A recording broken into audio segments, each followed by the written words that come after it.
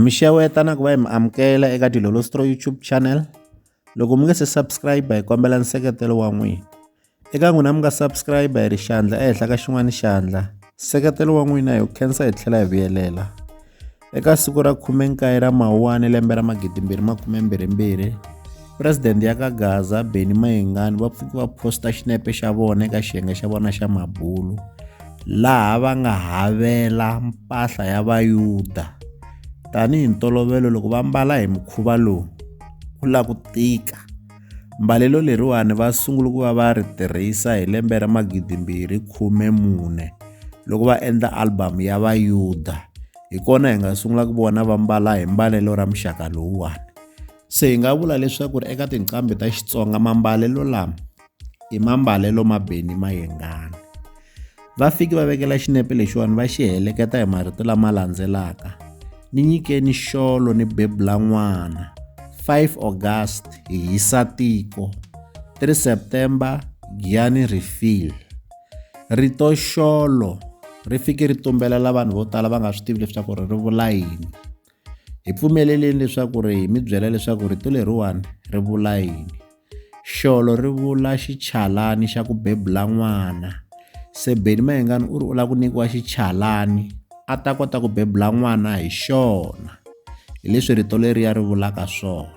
Kasi na Hlaude Gupta loyi ku nga yena muchayi wa swichayachayani eka tinsimu ta Benny Mayengani, u tlheli na yena a vekela xinepe lexa xa President Benny Mayengani laha va nga mbala mpahla ya Vayuda. Swi tikomba nga ku lembe leri egwangwandleni va ta huma hi ndlela leyi, va ta huma va ambale mpahla leyi va nga yi mbala lawani. Hlaude Gupta u tlhele a vekela xin'wana xinepe laha va nga tshama exiporweni naswona a khomi katara. Loko ho ze hi swi vona hi ndlela leyi ho ve hi swi tiva leswaku ri ku le ku teni ka njhamba. Hi ta tsundzuka hi lembe ra 2020 loko ku huma album ya Malambani. Leswiya swa ku tshama exiporweni va swi endlile na hi lembe leriya, laha hi nga vona endzhaku ka swona ku ya huma njhamba ya album leyi a yi vitaniwa leswaku ri Malambani. Swi tlhele swi phinda nakambe swe le xiporweni. Se wu pfumela leswaku loko vo ze va ya exiporweni swi ta vula leswaku ri lembe rero va hi khomele swa matimba. Hi leswi loko hi languta hi swi nga swi vonisa hi swona hi lembe ra 2020 loko va yi exiporweni ku ve ku huma njhamba ya album.